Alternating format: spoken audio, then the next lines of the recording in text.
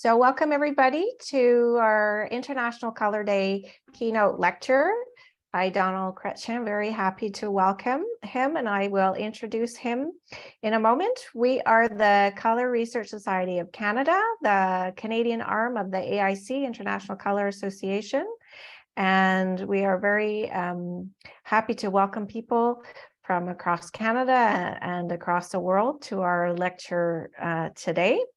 And I will start for the people who have just joined us with our land acknowledgement.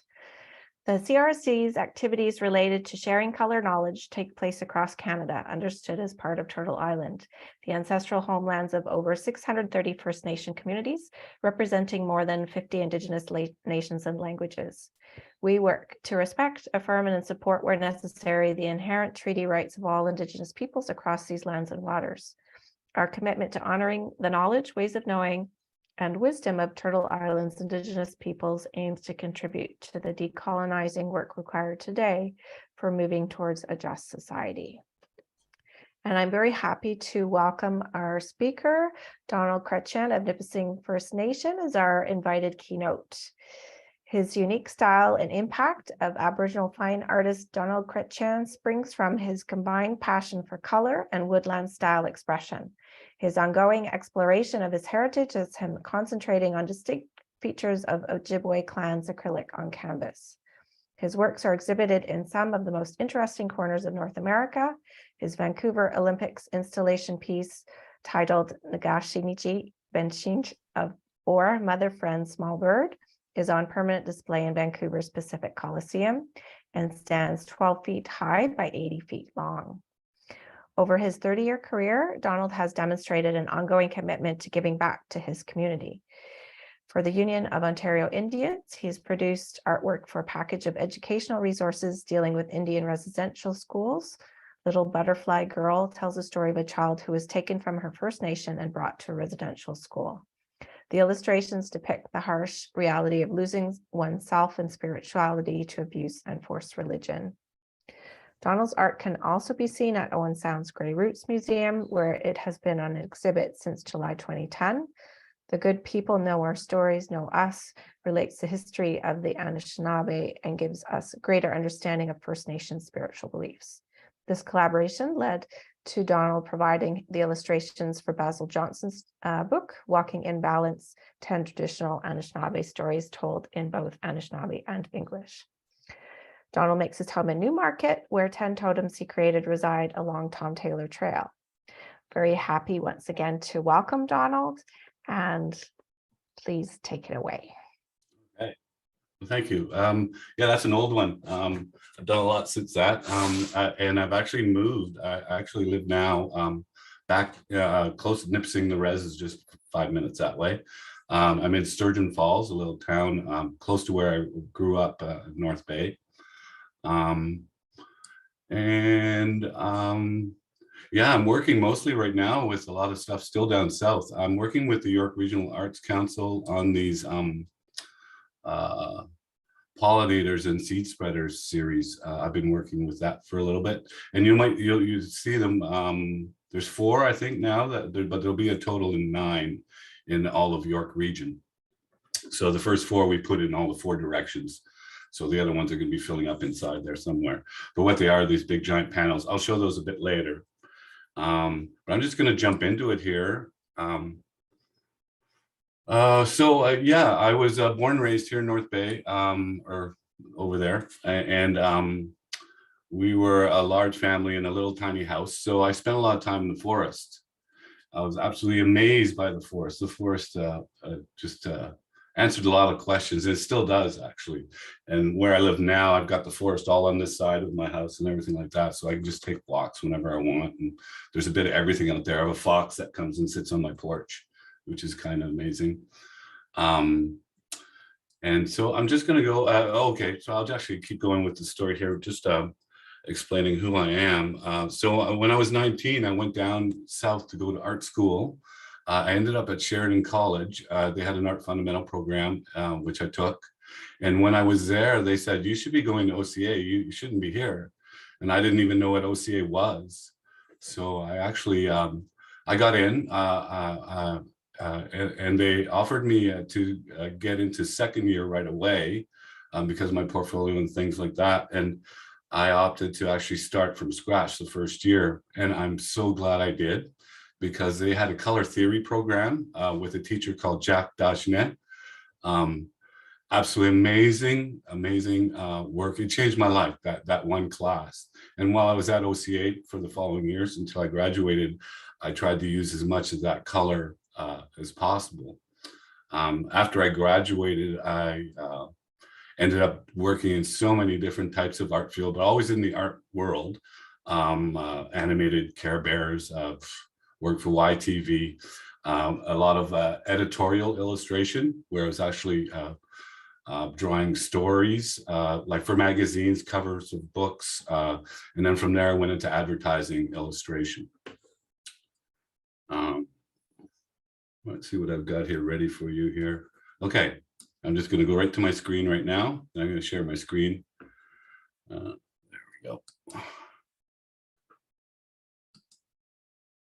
Okay, so I'm just going to open up in Photoshop, because I can control that. That's one of my pieces of commercial work way back when. I just wanted to show that, just to show you where I was coming from. And then what happened was, my mom, she was First Nation from Nipissing here, and she married a white man. So she never had her status. My uncle and all my cousins, they all had their status, but we did not. So I only gained my status in the 80s, late 80s. So I wasn't really looking into First Nation art or woodland. I knew of it, and I was sketching a lot of things that ended up looking like woodland just from being in the forest. When you start drawing organic things, that will happen. So this here was my first painting that I ever did. And as you can see, I was interested in light. So I actually have the full spectrum here. It goes from one to the other. I airbrushed that, and I actually mixed all the colors, each layer to airbrush on top of it, instead of just airbrushing, you know, an orange over and just layering it that way. I actually mixed all these colors, and from the side view of this painting, it actually was the full light spectrum. A lot of these are stories, and here in this story here, I speak about Mother Nature and how she's made up of all these different things. And then from her breath comes this tree of life. And on this tree of life are all these stories. And while I was mixing these colors, I always remember Jacques Dagenet talking about the warm and cool. And funny enough, one of the teachings at this point, a lot of these paintings are actually documenting, or my cheat notes really, actually, of these stories that I've been told by elders. And one of them is where there's always a decision to be made, and warm and cool are always fighting against each other, and you've always got to try to keep things in balance. So this is actually the beginnings of everything. When I first started to notice that colors were starting to vibrate. And from there, I'm just going to go back here. And from there, we're going to get right into some of these dodems and these paintings that I actually worked with. Because of the work I did with Basil Johnson, I learned a lot about the clan system and their different stories that go with that. This one here was a deer clan. So what I'm trying to always do is sort of balance the warms with the cools. And in here, I sort of emphasize certain areas with color. So I'm leading people around with different colors. This light red or pink here is around the outside also, and it sort of vibrates a bit too. But let's just look at this one. This is one of the earlier paintings. This is when I just started to realize that there was vibrating happening. There's a bit happening in here too. I don't know if it's going to translate very well on the screen or not, but I'm going to show you just how I found these black and whites. So I'm going to go to lab color here. I'm just going to move this over a little bit. And channels. And there you'll see your lightness and the A and the B. So the lightness would be actually the pure grays that I was talking about. So you can see how I've sort of brought the eye around with the white.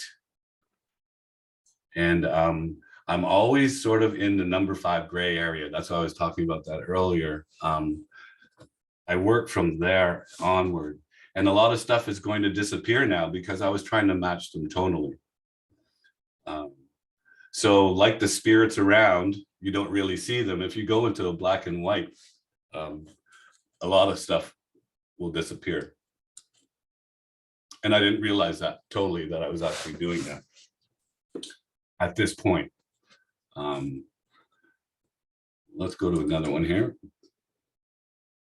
So the deer clan there, let's just go back for a second. The deer clan here is the clan that represents culture, teachings, the arts would be this, and the Nipissing First Nation clan, the actual band is deer. So at this point, the actual imagery here is the deer looking back, as we all are right now. We're trying to look back and see what's happened, what was taken from us, and what should we try and bring forward, bring back again. So the deer's looking back, but it's also, if you noticed here, is if you looked at that as an eye and that's an eye and that's the nose, it's also a deer in the headlights. So we're actually a little confused too, and we're trying to find our way. So a lot of my imagery will come from the stories, from teachings. And again, here we have a little bit of vibrating with the purple and the yellow ochre here. Okay. So this is a loon. This would be a chief of sorts, sort of like our chief here at Nipissing. The birds are speakers for others. So there's always a line of communication coming out. Here we have a line of communication coming out of the actual loon's face here. And wherever you see things starting to vibrate, I realized that tonally, they are the same. And I was mixing this, not really that aware of it, like I was talking about earlier, where I would just go from feeling. And I do most of that now. There was a point where I was always trying to pinpoint certain things, why this was happening and that. And now I just sort of let that go and I just trust myself. It took a lot to do that. And I'm actually right now, I'm going to show you again. We're going to go to the different mode. We're going to go to this lab color. I'm going to be showing you all of them in black and white, just so it's interesting, I think, because in the end, I'll show you some that I've mixed up already in Photoshop, and it sort of explains that a little better. So we're going to get rid of these two. So if you notice, these fish that are floating around here have now disappeared. And I didn't match them perfect. I can see here that I'm just a bit off, maybe by 1 or 2 in the scale of 10. That's how I judge things, from 0 to 10, 0 being white and 10 being black. And then the number 5 gray in there. Okay, we'll go back. So it's starting to vibrate in here, and it's actually vibrating in around here again. And some in here.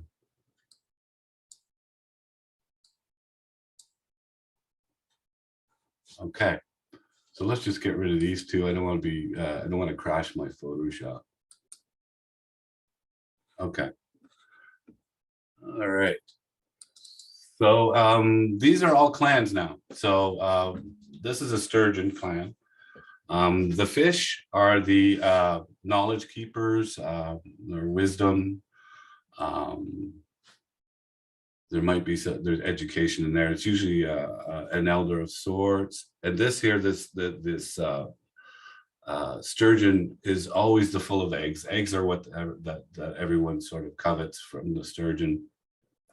I do a lot of research too. I ended up getting some info from the Thunder Bay area and elders out that way, where they said they have stories where they used to ride them. They were so large when they come into spawn.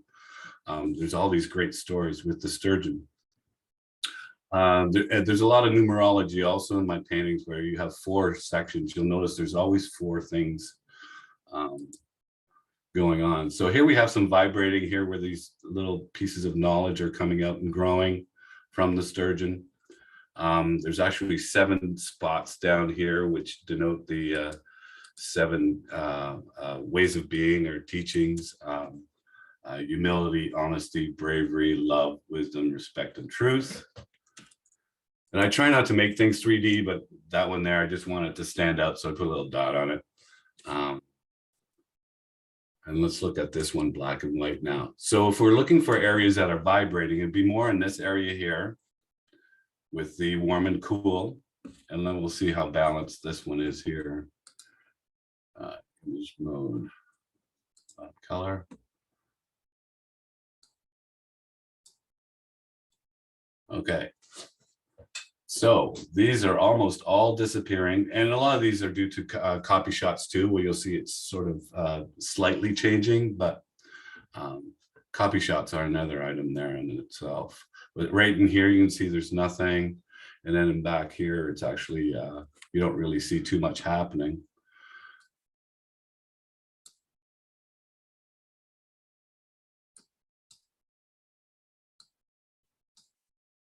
And this was stuff without even being conscious of it. I was mixing them tonally, and I wanted them to actually be close. So I wanted people to make a decision.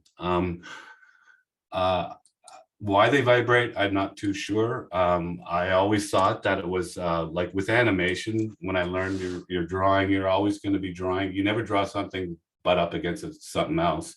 You'd always have to say you're either in front or in behind. So what I'm thinking here is that the blue wants to come forward. And when the blue comes forward, it doesn't seem right. So the red and blue, you don't know which is in front of the other. I've read online, there's a bunch of different theories. Maybe, and it's not just red and blue. We'll actually see, I'll show you different colors later on. Okay, so we saw the deer there. Okay. Here's the crane. I'm not going to get into too much actually the symbolism and stuff like that, but I will tell you sort of things as an artist that I find. Before I do these paintings, I actually do a lot of inks. Like I'll do maybe 20, 30 inks of the same image. And I'll pick the little bits that I like out of each one, and then I'll do a final. These are about 40 by 30. And my format has always been 4 by 3. I haven't varied from that. Because it's something I don't want to have to deal with, because there's all these so many little things that are so intricate, and that I get so involved in those that I just want to feel comfortable and get straight to the stuff I like. So in here, we see that there's actually vibrating and happening in here, and some with the green and blue in here, but not quite as much, but mostly in here. And I'm finding if there's a warm and a cool, they'll vibrate. So so if you have the blue, yeah, the complementary will be the orange, which is the red and yellow. So I'm going to turn this one black and white now again. Image mode, whoops. And then I'm going to get rid of these two. So take a look in the middle here where the actual soul is. And you can see that they all sort of, it blends away, it goes away.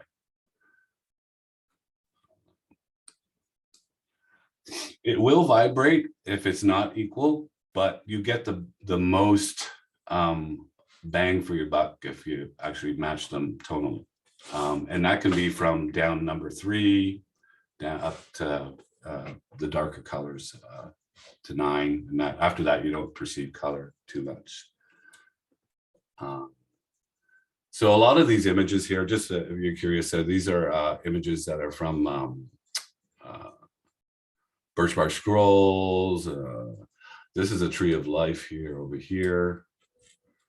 Let's see, we have a wigwam and thunderbird, and anything with horns on it just means it's the most powerful, because the most powerful things in the forest at that time, this is pre-colonial, there's no religion, anything to do with that, was to show the power. So this one here, this person over here, would be one that sees all.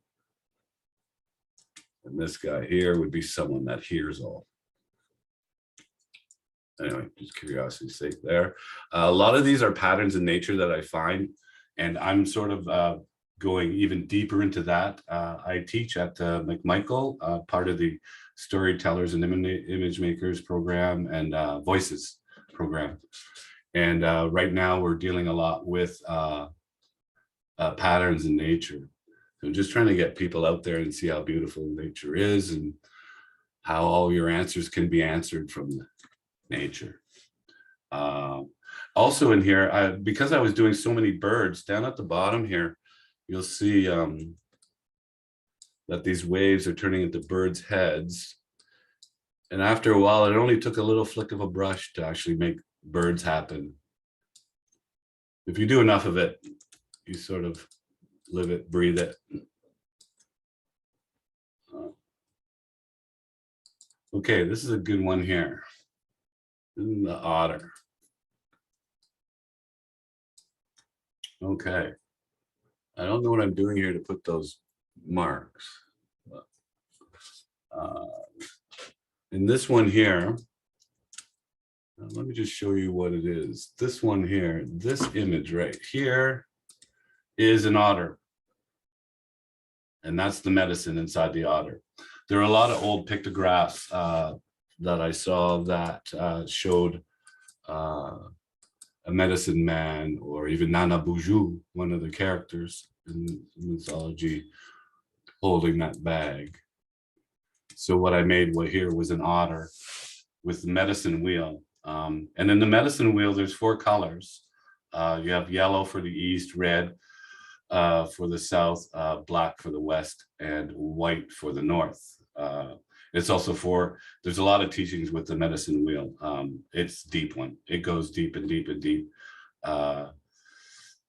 Yeah, so the 4 seasons also. And then the 4 stages of life. White makes sense at the end because we're all sort of turning white. And this one here is surrounded by the 4 stages of life.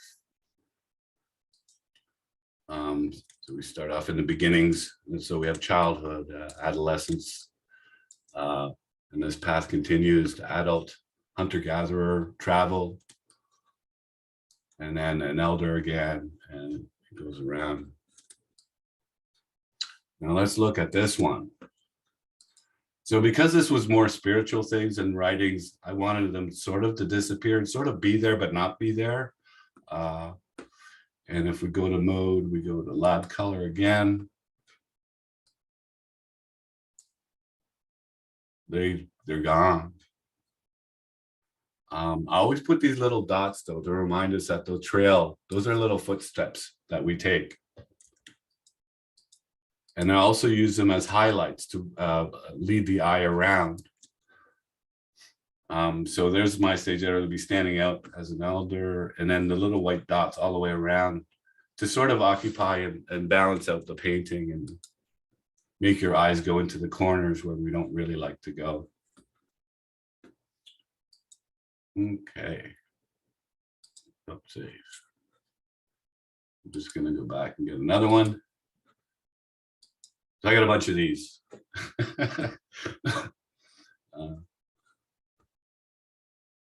Okay, so now we're getting into the grays. So this is when I was going, hey, wait a minute. What's happening here? So this was for my cousin. She's she runs the midwife midwifery here on Nipissing First Nation on the actual land. So babies are being born back on the land here.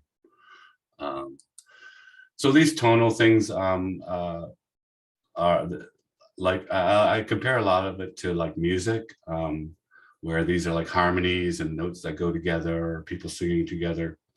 And And in this one here, I just wanted a glow.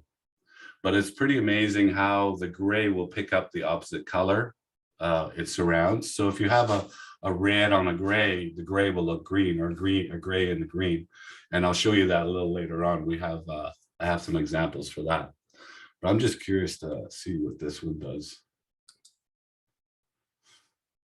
With the lab color, just a black and white. Okay, yeah. So this is what I was aiming for, was just something that glows from the inside out. What I'm finding too, if it's starting to go that way with the gray, I will add a little bit sometimes, and I'm starting to cheat a little bit and sort of push people into a direction where this is where you're going to go with my grays. I'll make them warm or cool. But that's just starting now. That's just something that's brand new.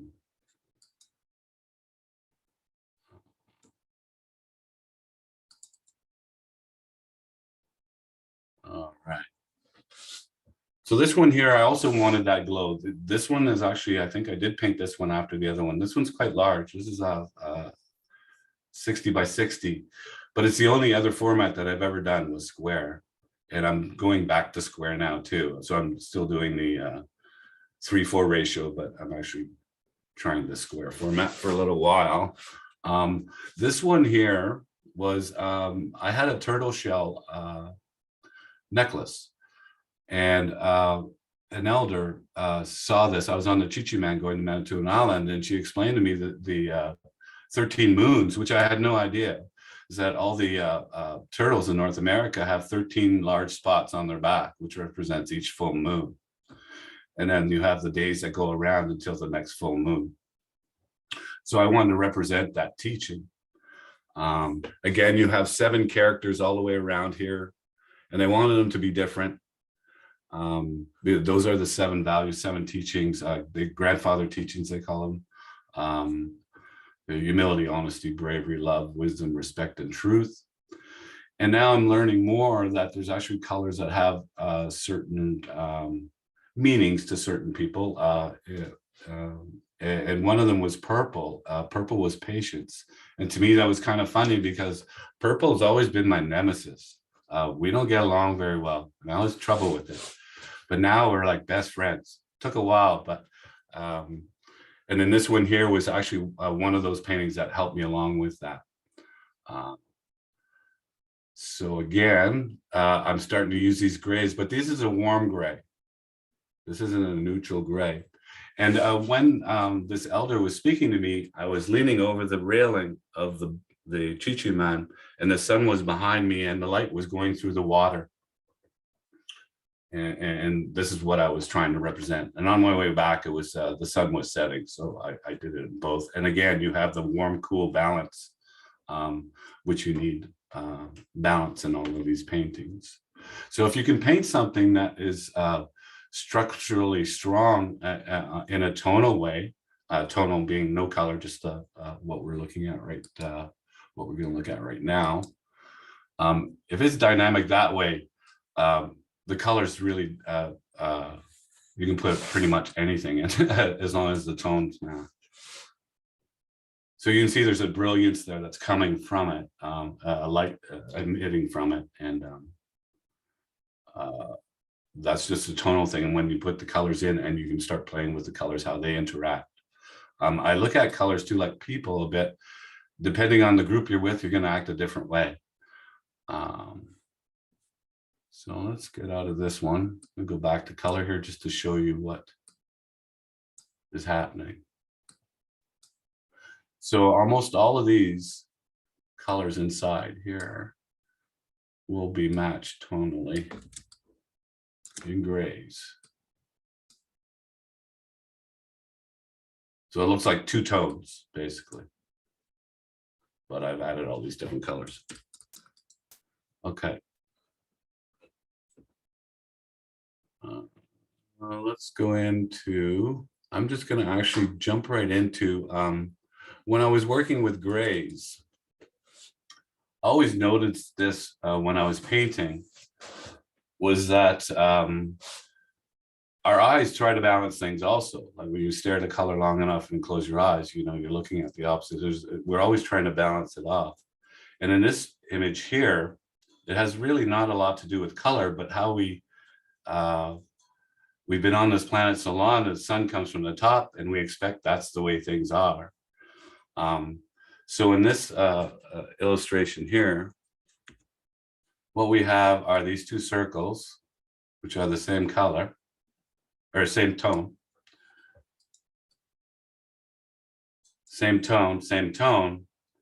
But because of the way I've drawn this on an angle and on an angle, you know this is the top and this is the bottom. This would be shaded and this would have full sun with the help of this little bar here and this little bar here.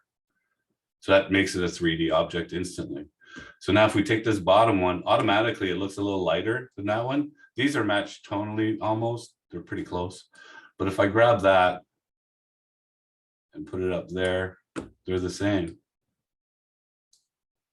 And if I bring it back down here, it's the same. It's not going in behind. It's actually going on top. So there's things that we perceive that aren't really the way it is. So we expect this to be lighter than it actually is because the sun's hitting it, even though they're the same. So we adjust that in our mind. So that kind of stuff really intrigued me. And being in the forest with all these lights and changing through the day, I was pretty amazed at how the eye actually wants to trick us. Or not trick us, it's trying to just balance things out. It's trying to make things right. So here I have just some examples on colors that are vibrating with their grays. I think these are these might be number 5. This might be number 6. Yeah, that's 5. And so what I've done is I've matched these tonally. And they also have the warm cool thing happening. So now if I go into image mode and go lab color,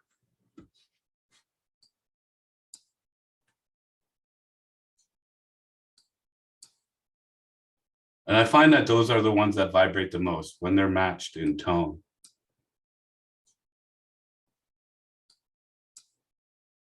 So that kind of stuff just excites me to no end. So now, after I've sort of realized this, I can do a whole bunch of different artwork, and you get that glow happening. I mean that vibrant colors. So if you also, I don't know how many people are aware, but when you put the opposites behind it or beside each other, they're going to boost that color a little more, sort of like our ancestors holding us up and all that work they did. So here we have also, you can start to notice now what's vibrating the most here. So we've got some areas in here and we've got this all around in here. And then some vibrate, this one's really vibrating down here. So now what you'll see is that those are the ones that are going to disappear first. So down here, it's pretty well, other than the copy shop little flash there, but all around here, those are the ones that are going to vibrate the most.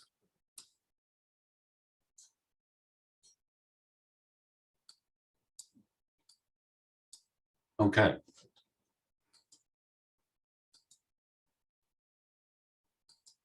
Let me just clean this up a bit. Okay. All right. So let me just see here. I'll try to use some of the ones that you used as an example. All right. So this is a great one here. It's vibrating like crazy in here.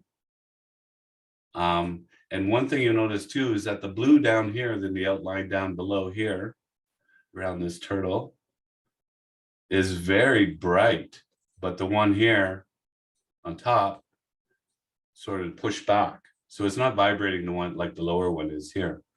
And these are the exact same colors. The ones up here, this is all the same blue. But because I've matched it tonally, I think I did. Let's see here.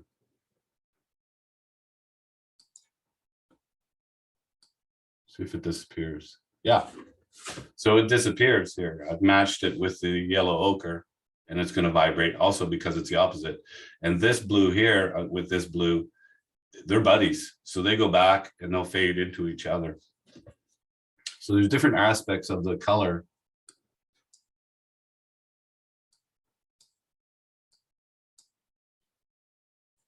There we go. And these are stories here also. This is about the creation story and the spiral, how everything builds up. Here we are in our plane. There's the sky world and the underworld here with these Mizipishu, the great lynx, and then the great snake.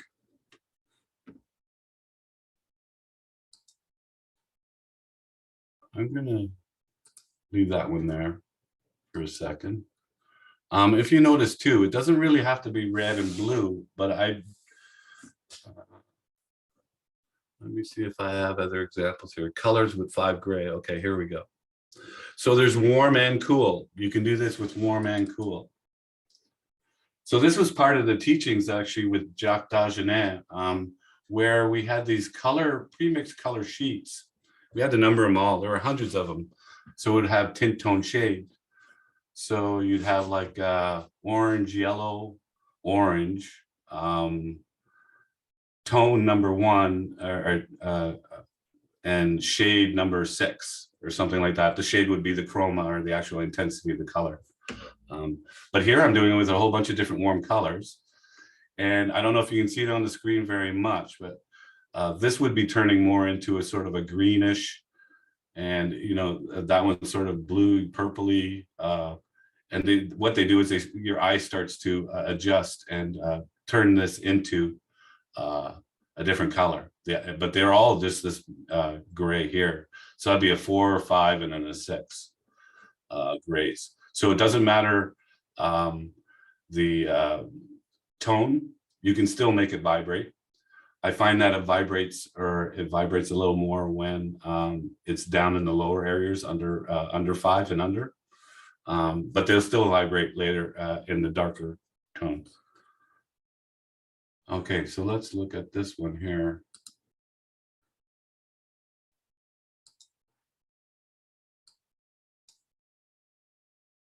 Yeah, didn't quite nail it, but they are vibrating. I'm not 100% sure why. There's a lot of things I don't know 100% sure why. Like neutrinos and gravity and stuff like that. Just gotta go with it. All right, so let's try cool now. So yeah, they're borderline warm, cool, but we still got that vibrating happening. And you notice they will vibrate more down in the lower tones, or I mean lighter tones. Again, I'll go into the lab mode and show you what this looks like here. Yeah, they're gone. Okay, so in this one here, it's turning a little reddish, pinkish, and then you're gonna have a yellowy here one, and red, and that sort of thing like that. And let's go back to a painting here and see how I've been using that. So this one here represents actually Basil Johnson when he passed, and he's on the River of Souls here.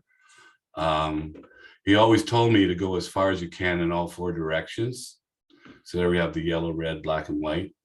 To get as much information as you can before you actually commit to painting something, which was great advice. So I have him here. This talks about the oral tradition, where this silhouette here, this guy here, profile, talks to that guy, talks to that guy, talks to that guy, talks to that guy. They have the same vision and the same voice, but it's a new story. Anything in the East is a new thing. So it's a new story, but the spirit of the story, which is what this is called. The Atisukan, the story is comprised of all these old teachings. And again, we have elders down here with horns. They're all connected. Humility, honesty, bravery, love, wisdom, respect, and truth, which is giving vision to the fish, was bringing Basil around on the River of Souls to the land of souls. In this one here, these fish here, which are actually soul carriers, these fish are what represents this whole image here. This is a sort of a zoomed in close up of what these are here. And the ones up front are vibrating a little more than the ones back here. And I'll show you what that looks like in image mode.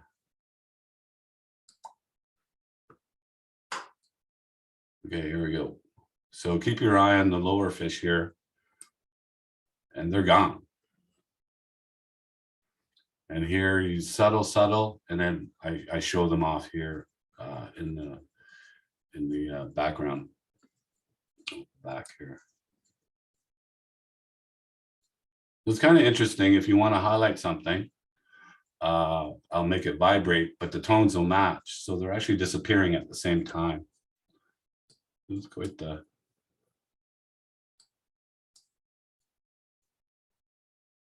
Wow. I found a new toy. Pretty awesome.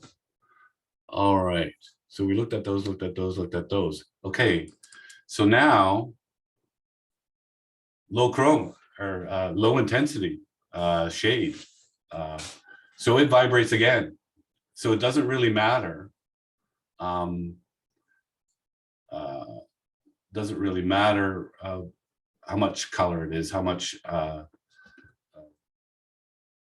intensity of color there is. This one doesn't look right. Anyway, I'm just going to check it out. And we're going to look at this one in black and white and see what happens. Yeah, I was right. Look at that. That's wrong. Okay. How did I miss that? Okay. But isn't it kind of neat? You've got cool and warm, so that really isn't the issue here. So what I think is happening is that the color surrounding the gray is turning the gray into its opposite, and because it's now a cool and a warm, it's going to vibrate.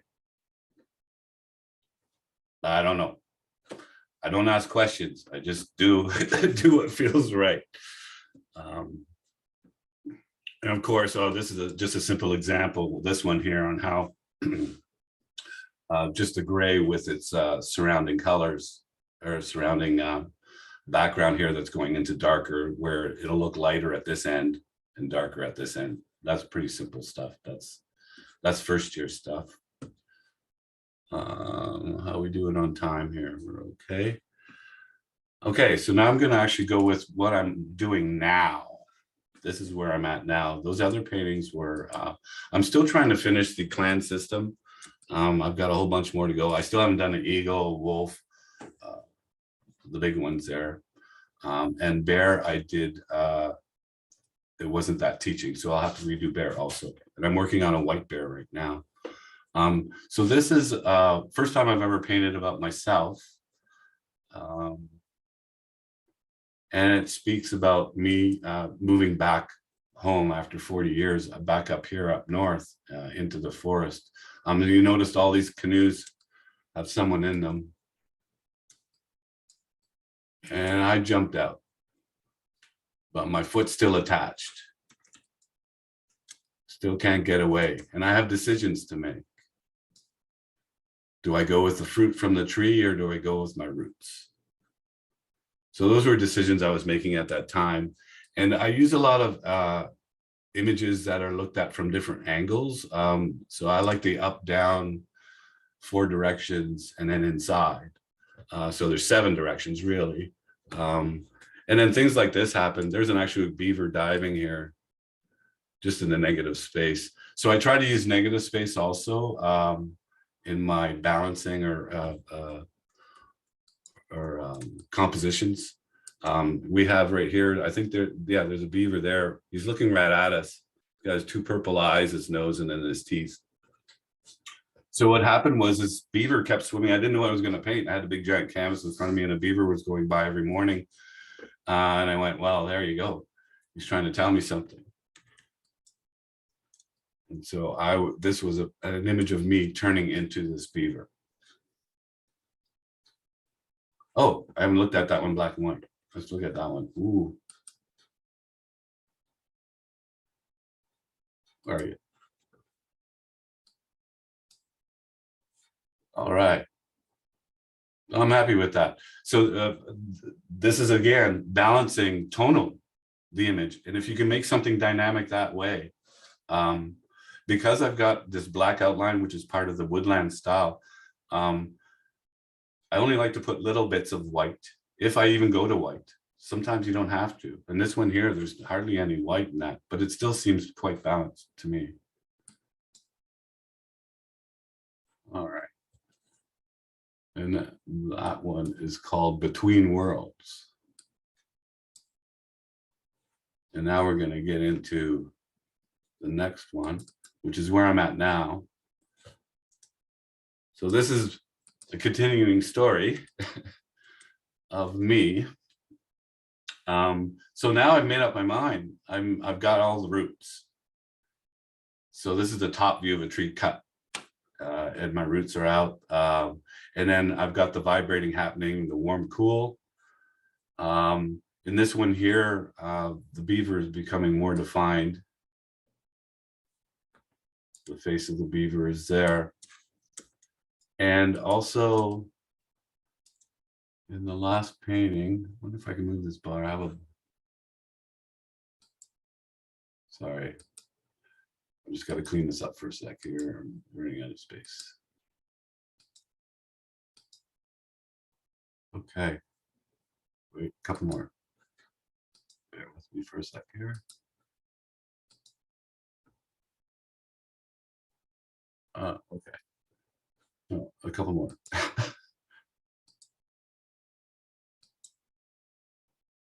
New world, between worlds. Okay, there we go.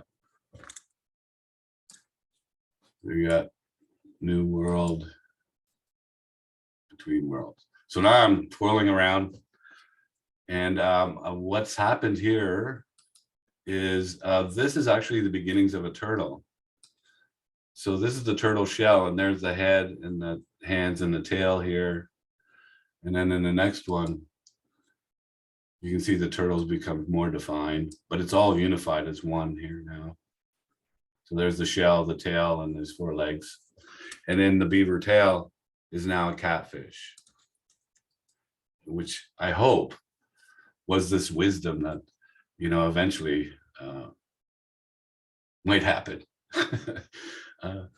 Let's just go here with image mode again and take a look at this one quickly. All right. So what I found with this painting here was that the red looks like it's going behind, and the blue's on top. And same blue here, but the red's on top and the blue's down below. But that's just me playing because of the red outline. It's pushed the blue into the back. And this one here, because it's blue outline, it's pushed the red in the back. I found that quite interesting. So it's not only just the color, tint, tone, shade we're working with, it's, you know, thickness of line, the size of the dot, yeah, how much of that color do you put in balance? When I was going to the Ontario College of Art, that was when in the 70s, the late 70s and early 80s, that was when people like Jack Bush, all those guys were just working with color. I think it's the Group 11, maybe, I can't remember too much. And yeah, and a lot of words actually were being painted at that point. I was kind of confused because I was doing life drawing and trying to do the Michelangelo thing, drew cadavers for a couple of years and all that sort of stuff. And then you go to the AGO at that time, and there was a lot of this stuff I didn't really know what it was, but now it makes sense. Okay. So yeah, so now I have, let's just go with these 4 here. I've been working with the McMichael Gallery, and I'm really trying to get the young students into the forest to see how beautiful it is. To, you know, they're the next caretakers. So I'm trying to get them energized and see all these beautiful things that I've grown to love. Okay, so let's start with the yellow. So this is the east again. So this is a lot of patterns in nature now is happening. This came about from a fire teaching where there's an energy, a fire that burns in all things. At this time, I knew someone had just passed, and her fire burned real bright, and sparks would come off and ignite on other people's fires. So this is where this came about. I'm curious to see this one. I haven't looked at this one, and just great. Right. Okay. So that's pretty much what I was getting at. A lot of stuff's going to disappear in this one. I was really working on nailing the tones. It looks like it was just a little bit off there and going there, but a lot of stuff's disappeared now because of this. And then you have your the patterns and stuff. It's very pure energy paintings, these ones here, because as soon as you start putting these patterns in nature in, and these smaller shapes, it just sort of lights it right up. So we have branching here, meander line that the bee does, explosion pattern down the flower here, explosion pattern here where the fire is burning inside the bee. Okay, yellow, red. So this is south. The first one was the east. So now we have the hummingbird. This one here was Julie. This is the one I was talking about. This was the first one I painted, then I went back to the bee. And I find that the reds and the blues will vibrate the most. Maybe it's because they're at both ends of the light spectrum. I don't know. I have to do with the wavelengths and things like that. But this was the fire that was burning, and then the little tiny sparks coming off of that and igniting other people's fires. This one's probably going to be pretty dynamic in gray and white. Mode. That color. Yeah, it looks good. So if it look good in black and white, it'll look good in color. Is basically what I learned from that. Okay, so now we have the fall, which would be black. There at night, black paintings are tough. And to make them look dark, you have to put less light. So it's a balance there also. Let's look at that one quickly. I think we're going to be running out of time soon, so I'm just going to go through these really quick and just show you. Oh, where am I? And I'm losing focus. Cool. And after the moth, we got one more here, chickadee. And there's teachings in here also. Actually, Basil told me about this one where the chickadee has the black that goes around it, and it's a medal of bravery for the chickadee because it stays the winter, and it survives through all this harshness, and it's so proud of its medal. It sticks its chest out all the time, and because it wears this medal, it can only fly in the lower parts of the trees, so you won't see a chickadee way up high because of the metal. And this one here, I'm starting to experiment with. I don't want to start using gradients like the first painting that I did, so I'm just changing each section one at a time. There's no real gradients, but I did look like I put a little cheated little highlight in there. This one I'm curious to see tonally. Image, lab.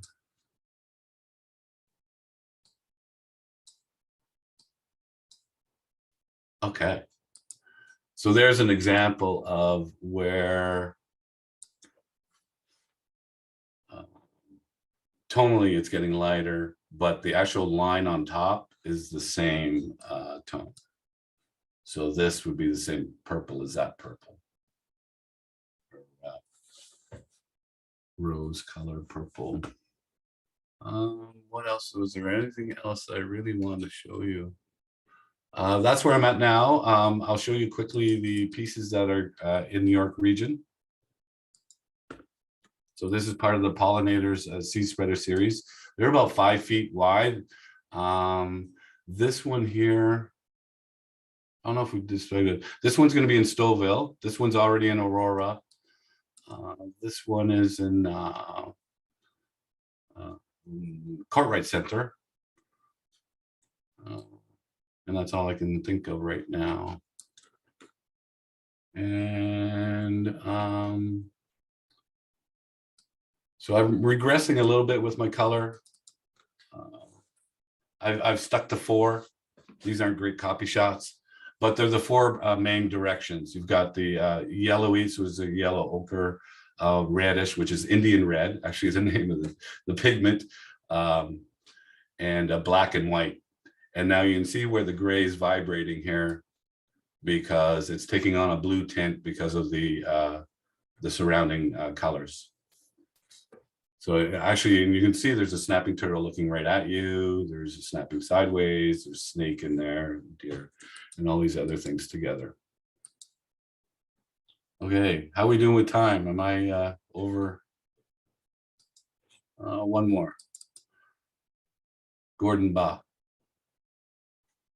Okay, so if you have an image that you can decipher the tones and the light and dark and that, you can pretty much put any light, cool sort of dab in there and it'll work because you're still having that 3D feeling from it, from the actual tonal range around the face. Bounce lighting, you can go with the grays and that sort of thing like that.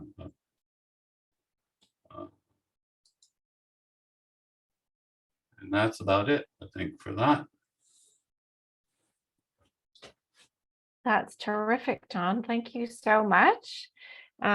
Please join me in thanking John for an amazing talk. I love seeing the work in gray and color, and I think it really adds a lot. Like very fascinating that you sort of found that journey to give you more insight into your work, and quite happy to open. If you guys want to turn your cameras on, it would be nice to see everybody. And if anyone has any questions, there were a couple questions in the chat just about the name of your teacher. Dagenet, that's Jacques Dagenet. I think there might be an award at OCA, I heard from my friend Laura Kulik. It was funny, I was at a fundraiser for the McMichael, and I had a booth, and then I was walking around, I saw these other paintings, and I was like, wow. And I couldn't figure out why, like, wow, like that they're just amazing. And it was that tonal thing happening and the bounce of colors.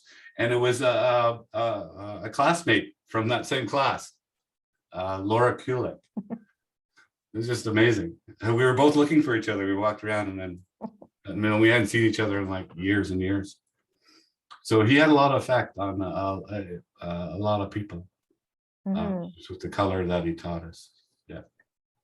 I think it's really interesting how just intuitively you can find your way and establish all these relationships just by seeing and noticing and taking it in. Like all these complicated, color is complicated, right? So all these relationships can just be had in a kind of simple way that's your gut, right? And then that comes across as it's another way of knowing, right? It's a deeper way, I think.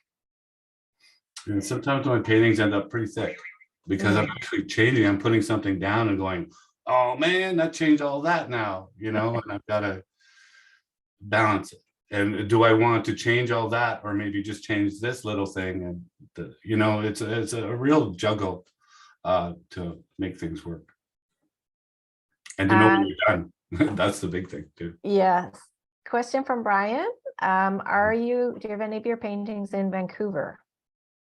No, just that 12-foot. I do have a line of eyewear that they sell out there. I think I have about like 12 different ones now. And there is a jacket on the Hudson's Bay. If you just Google my name and put Hudson's Bay, the jacket will come up. It was on sale. So I don't know if it still is. But no, I haven't gone out that way. I'm just discovering Ottawa. I was there before Christmas, and Yeah, I haven't gone out and like Basil told me to go as far as you can in all four directions. I thought, well, just maybe the nearest town or whatever, the next elder over. But yeah, there's so much more. And I'm really, really enjoying everything's coming together. All these things that I've always done. This is the first time everything's sort of all coming as one. So it's an exciting time for me right now. Mm. A question from Sharon. Did you paint the landscape behind you? No, that was a gift. That one there? Mm. Yeah, that one was a gift actually. No. Let me see. He's Ottawa area, I think. Gordon Harrington. And a question about the pollinator images. Are they installed outside or in different locations? They're outside, yeah. So the actual hummingbird is in the Courtright Center in the pollination garden. Okay. Yeah, so you're walking in the forest and all of a sudden, boom, looks like an ad. It's like, what is this? Because we're just so used to, seeing that in there. And something else I wanted to say too, when I was younger and all that, color is what differentiates things in the forest. You got all these greens and everything, but you see a little dab of red or a little dab of blue or white, even that could be a skull or something like. Yeah, the forest is amazing, and how these patterns connect, and I can go on and on about that. So what's your, like, if you have something an idea that you want to paint, what's your starting point for color? Is it this? I know that you do the tonal, minimize the tonal contrast, but in terms of other color choices, is there? I usually I want to see the whole thing. So what I'm doing right now, I'm sort of on a little ride. I'll take a bit of a color from the last painting and I'll just put a dab in the corner. I'm going, okay, play with that now, and so I'm sort of like a feather in the wind. I've always been that way. And I just sort of go with whatever's happening. So I don't really hunt for things. I just go for a walk and something comes up. Right. Yeah. Any other questions or comments? Lots of great commentary and appreciation for your work in the chat. Does anyone want to unmute? Cheryl, you had a couple comments about color. Oh, I was just saying that. Can you hear me? Yeah, I guess. Yeah. I was just saying that it's really love the way that you have applied your color theory knowledge to your work. And Yeah. I also had a color prof who changed my life. So I'm with you all the way. I do the same thing you do, but I do it in architectural environments. So I drop the color out so that I make sure that everything is balanced. So it's exciting. You're the first person I know other than me who does this. So I'm inspired. Thank you. Cool. Yeah, as an artist, I'm always alone pretty much. I don't really talk to other people about this. So I was kind of nervous at first of going, do I know anything? So I just laid it all out there. So take from it what you will. And that's fun. I actually work with somebody who's in Vienna, and she has been teaching architects and interior architects and designers about applied color in architectural environments. They've been doing that in Europe since 1958. So just recent that people in North America have been doing this, at least formally. I'm sure they've been doing it for eons before that. Yeah, I haven't painted much recently. In the last year or so, I've been working with public art. So, like I said, when I went to OCA at first, I thought I was going to come right back up north. So I tried to learn everything, like sculpture, all these things. And I've done every one of those jobs. And now I'm back here. So it's kind of neat that everything's sort of falling into place. And I'm working with architectural firms too now, actually. Yeah. Well, maybe we can collaborate. Sure. I'll look you up. Yeah. Or not. Mantaha had a request if you could put the 7, just lost the chat. Mantaha, do you want to? Yeah, if you could repeat these 7 characters again. I got 6 of them. Oh, the teachings? Yes. There's humility, where we're all the same, and that usually represented, I think, by Sabe, the humility, honesty, bravery, love, wisdom, respect, And truth. and truth. Yeah. Yeah, I had them all. I just was missing bravery. This is actually, they're bringing that into the, I teach it quite a bit with the York Regional School Board through the McMichael. And then I taught, that's why I started teaching that on my own, but it's in the schools now, which I'm totally shocked. And even the land acknowledgement at the beginning of this, just, it's amazing. I would have never thought, you know, like I never thought that that would ever happen. And how are they referred to? The 7 what? Grandfather teachings, I think, it's, yeah. Thank you. And depending too, I've heard other ones like Adawa. I have it here. Oh, this might be of interest, actually. I'm just going to share my screen for this here. This was from Manitoulin. Let me just see, where's my share screen? There we go.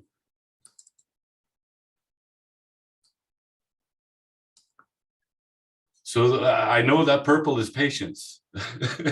I've lived that because and they were saying once you're an elder and that's sort of the color that where you're going, purple is patience. But this is their 7, the Odawa. So you have love, honor, respect, truth, trust, truth, compassion, and patience. But they're all sort of in the same ballpark. The essence of the meanings are all the same, you know.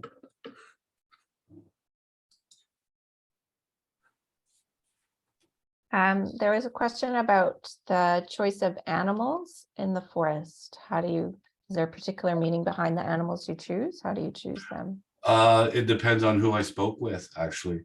Next week I'll be on Manitoulin Island, and if someone's talking more about eagles, whatever, that's probably the next one. Right now I'm torn between the eagle and the beaver and the wolf.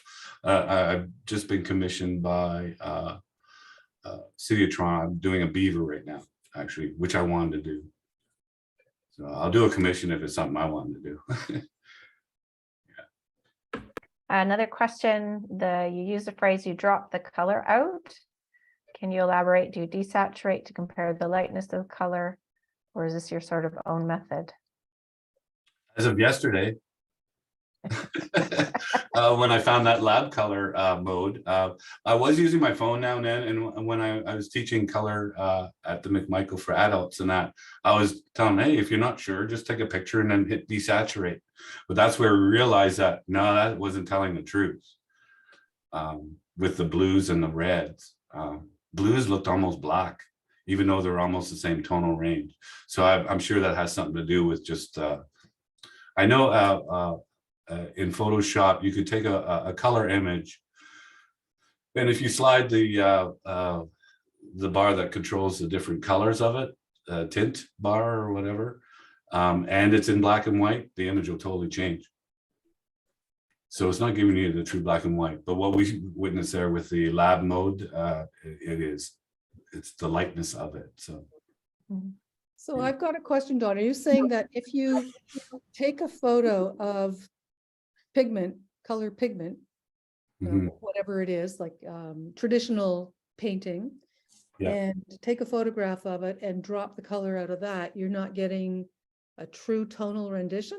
From your cell phone.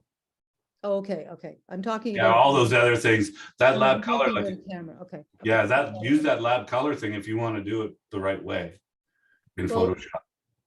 But that doesn't really, I don't know if it applies to actual physical materials. But I'll experiment. Thank you.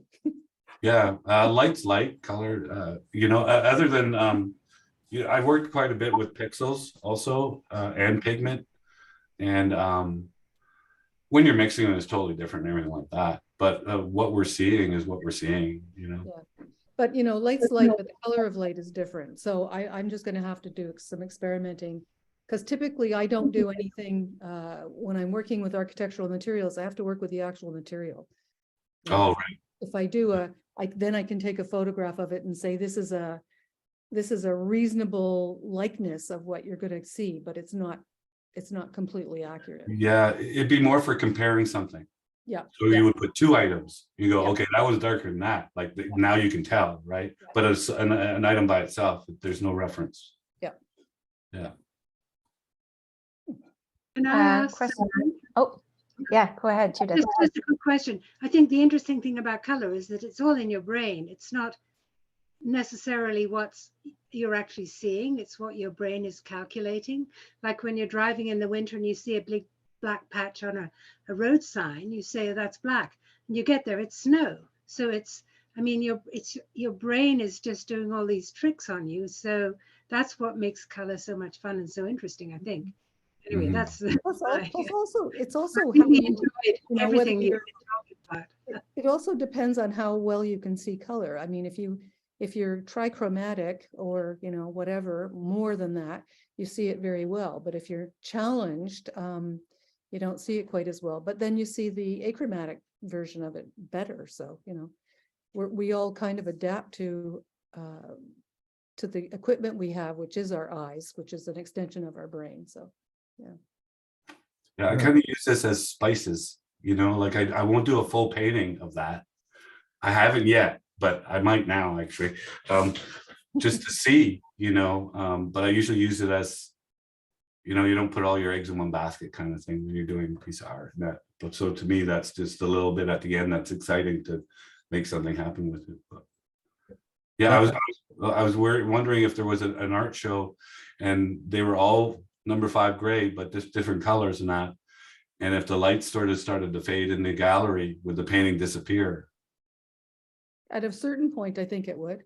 Yeah, Because if you don't have any light, you're not going to see anything. there's no cone action happening, right? So it's Yeah. just the rods going. So Yeah. You bring up the question of light. Do you think much about the light that will be used on your paintings?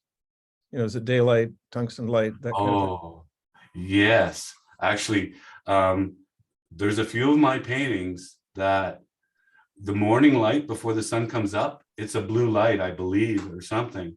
But that otter painting, there's a few of them there that are like, almost it gave me a heart attack on how much energy there was in it. Like in a low light condition, it was just on fire. It was like you know, in the ocean when those the water glows, you know, it was just amazing. Yeah.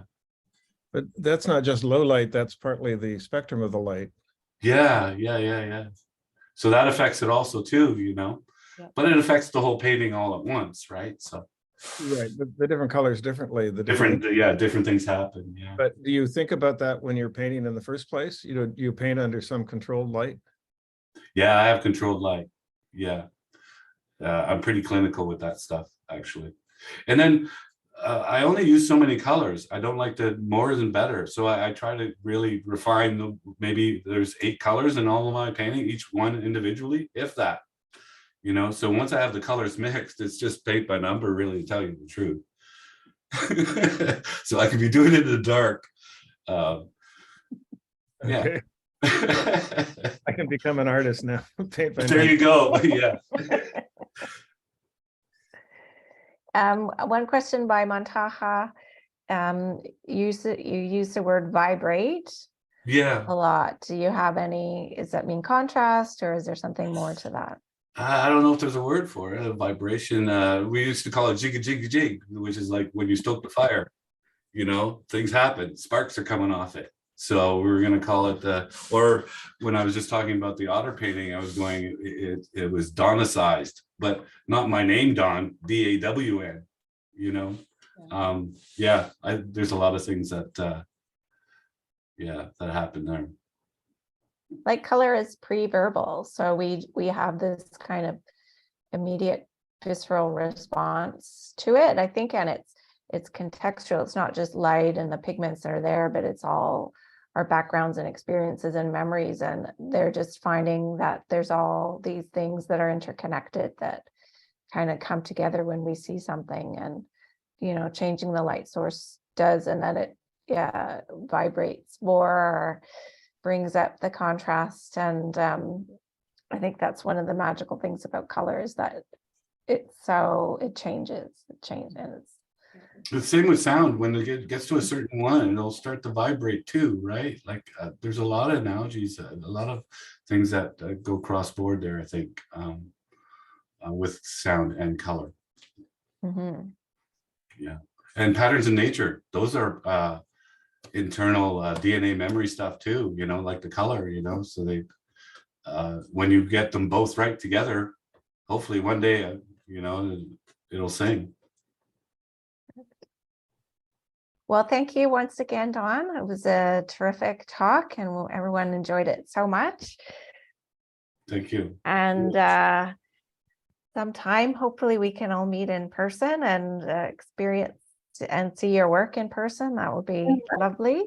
And thank you again, everybody, for coming and joining us today on International Color Day. And we look forward to seeing you at future talks. And we are going to be working on our programming for next year. So anyone who's interested in being involved, please just send an email to the info@colorresearch.org. Thank you again. I'll be at Uxbridge again this year. That's where we I met. would just say that, yes, because that's my tour too. So good. Okay, great. All right. Video. Thank you Good so night, much. everyone. Thank you. Right. Thank you. Thank you, Dawn.